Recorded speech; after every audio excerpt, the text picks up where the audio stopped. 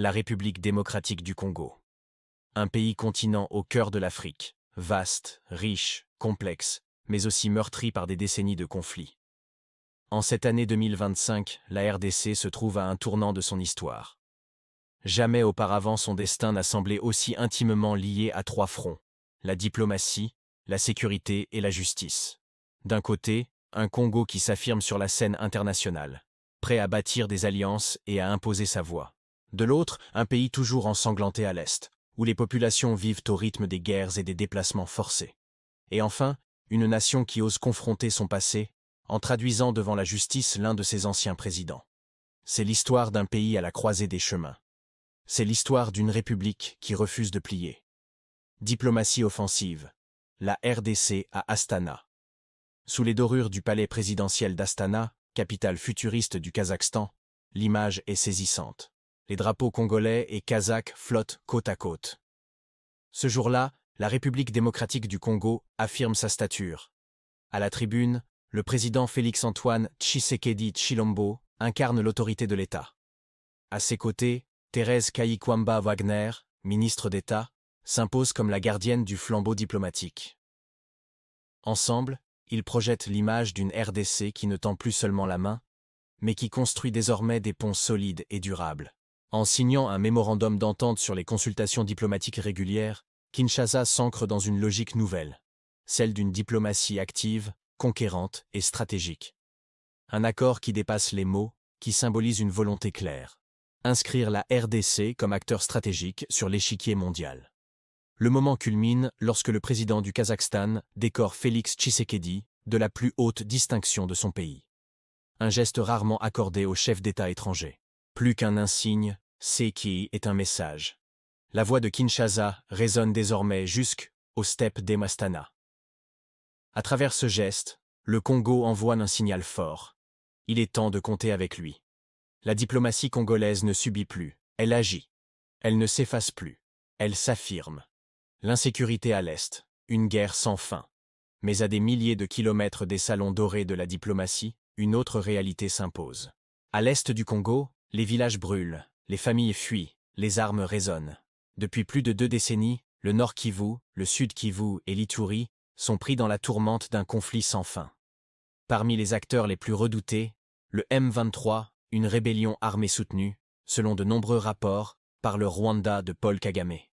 Le M23 n'est pas une simple milice. C'est une force paramilitaire entraînée, équipée, capable de rivaliser avec une armée régulière.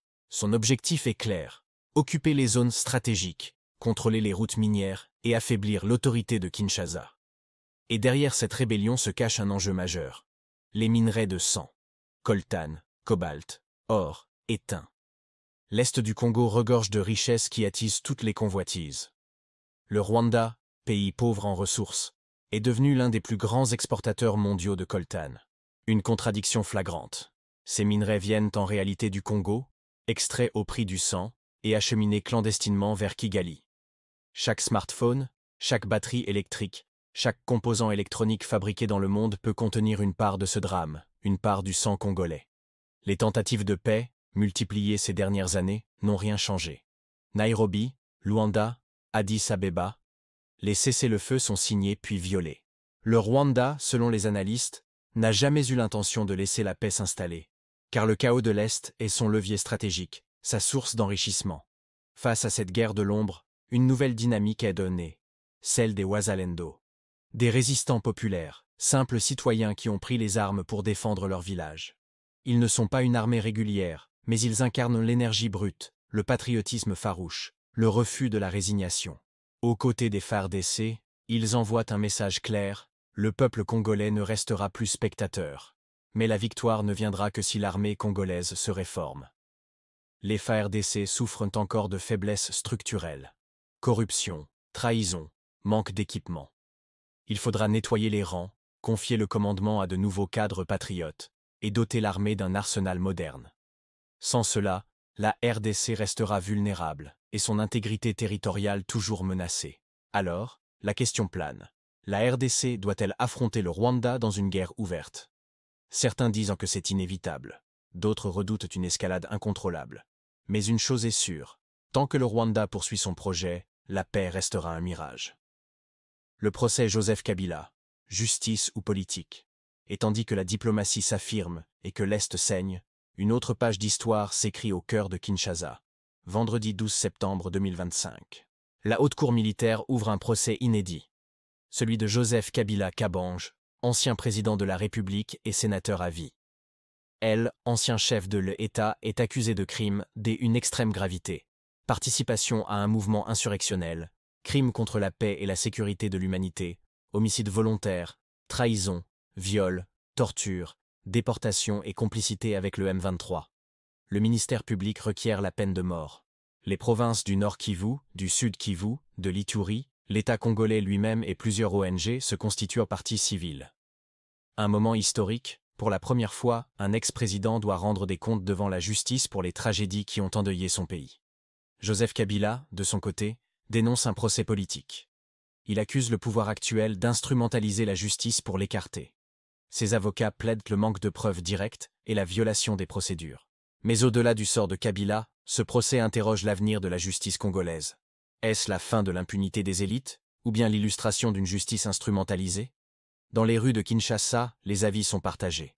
À l'Est, dans les camps de déplacés, beaucoup voient ce procès comme une réparation morale, un acte symbolique.